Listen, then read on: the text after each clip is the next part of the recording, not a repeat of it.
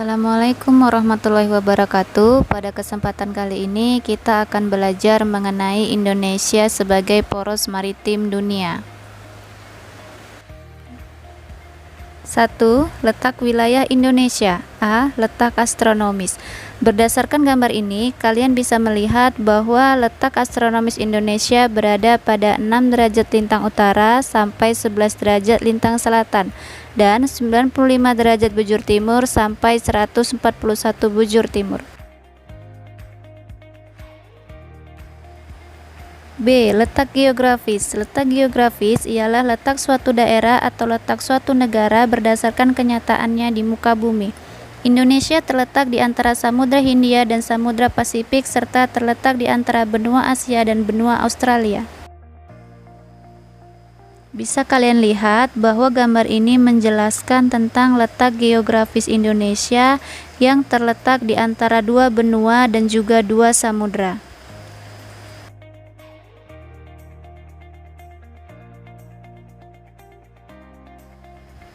C. Letak geologis. Letak suatu negara berdasarkan batuan yang ada pada tubuh buminya. Bagian utara dibatasi dangkalan Sunda, bagian barat dan selatan dibatasi oleh benua Gondwana atau India, dasar samudra Indonesia dan Australia. Bagian timur laut dibatasi dasar samudra Pasifik. 2. Batas wilayah Indonesia. A. Batas fisik. Utara berbatasan dengan Malaysia, Filipina, Singapura, Laut Natuna Utara. Selatan berbatasan dengan negara Australia, Timur Leste dan Samudra Hindia. Barat berbatasan dengan Samudra Hindia. Timur berbatasan dengan negara Papua Nugini, Timur Leste dan Samudra Pasifik.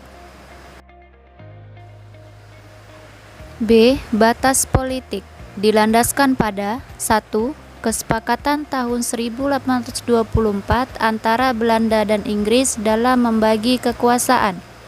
2. Keputusan tetap Pengadilan Internasional tahun 1928. 3. Ordonasi 1939 pembagian wilayah laut berdasarkan laut teritorial dan laut pedalaman. 4. Deklarasi Juanda 13 Desember 1957 tentang lebar wilayah laut sejauh 12 mil.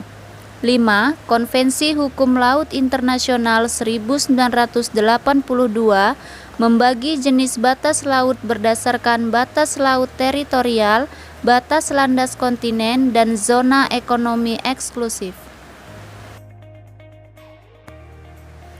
B. Karakteristik wilayah daratan dan perairan Indonesia. Topografi Indonesia. Secara topografi, Indonesia merupakan negara kepulauan yang terdiri dari dataran tinggi, dataran rendah, perbukitan, dan pegunungan. Indonesia terletak pada pertemuan lempeng, yaitu lempeng Indo-Australia, lempeng Eurasia, dan lempeng Pasifik.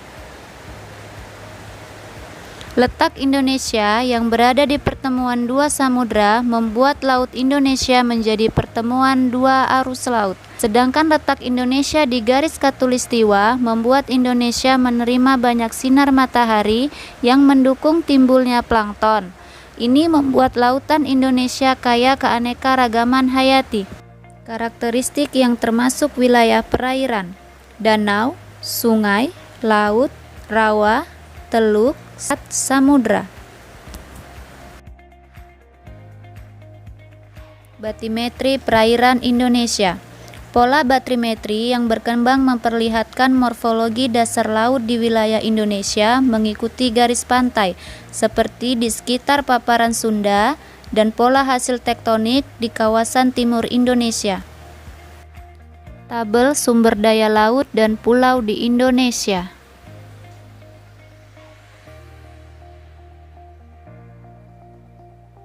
Gambar profil arus di Indonesia.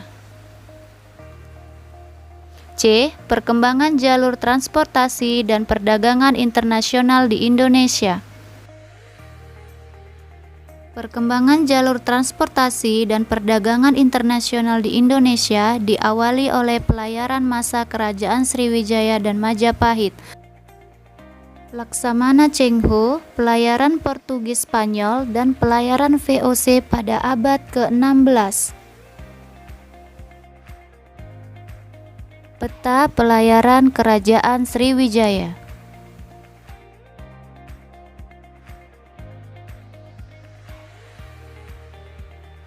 Rute perdagangan kuno. 1. Transportasi air. Sebagai negara bahari, perahu dan kapal merupakan alat transportasi dan komunikasi penting sejak awal peradaban Nusantara. Setiap daerah berpantai di Indonesia memiliki jenis perahu dengan bentuk dan ornamen yang khas, misalnya pinisi dari Makassar, Sope dari Jakarta, Alut Pasa dari Kalimantan Timur, Lancang Kuning dari Riau, Gelati dari Bali, dan Kora-Kora dari Maluku.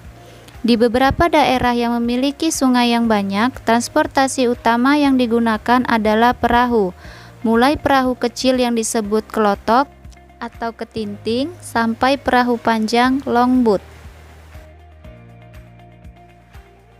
Peta ALKI atau Alur Lintas Kepulauan Indonesia. Ini adalah gambar jejaring rute dan armada kapal penumpang PT Pelni. Berkaitan dengan jalur perdagangan dan distribusi penumpang saat ini, pemerintah Indonesia mengembangkan tol laut. Tol laut adalah kapal yang berlayar secara rutin dan terjadwal yang menghubungkan Indonesia dari barat sampai timur dan dari utara sampai selatan. Tol laut bertujuan untuk memanfaatkan semaksimal mungkin kekayaan sumber daya kelautan dan perikanan untuk kesejahteraan Indonesia dan memudahkan masyarakat yang tinggal di daerah pesisir dan kepulauan untuk mengakses kota besar, memudahkan anak-anak yang tinggal di pulau terpencil untuk bersekolah di kota besar, serta mendistribusikan hasil industri ke seluruh Indonesia.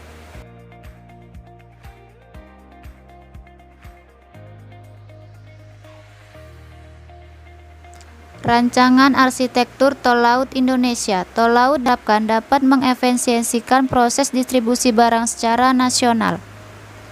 2. Transportasi darat. Di Pulau Jawa yang menjadi pusat peradaban di Indonesia, jalur transportasi yang berkembang adalah jalur darat. Awal transportasi modern dimulai pada masa pendudukan Belanda. Belanda membangun jalur kereta api dengan rute Batavia, Buitenzorg, Bogor. Untuk transportasi dalam kota menggunakan tram yang dijalankan dengan mesin uap. Saat ini alat transportasi yang digunakan adalah bus dan kereta listrik. Di masa depan rencananya akan dibangun monorel yang lebih canggih. 3. Transportasi udara. Untuk kemudahan transportasi, pada tahun 1948 Presiden Soekarno membeli 2 pesawat dari Singapura. Kedua pesawat itu menjadi cikal bakal perusahaan penerbangan di Indonesia, yaitu Garuda Indonesia. Industri penerbangan nasional dirintis di Yogyakarta. Salah satu hasil rancangannya adalah pesawat Sikumbang yang terbang pertama pada 1 Agustus 1954. Letak geografis Indonesia serta posisinya yang berada di jalur lalu lintas perdagangan dunia mampu mendatangkan keuntungan secara ekonomis bagi Indonesia. Letak strategis ini tidak bisa dipandang sebelah mata karena 50% armada kapal dunia lewat Selat Malaka.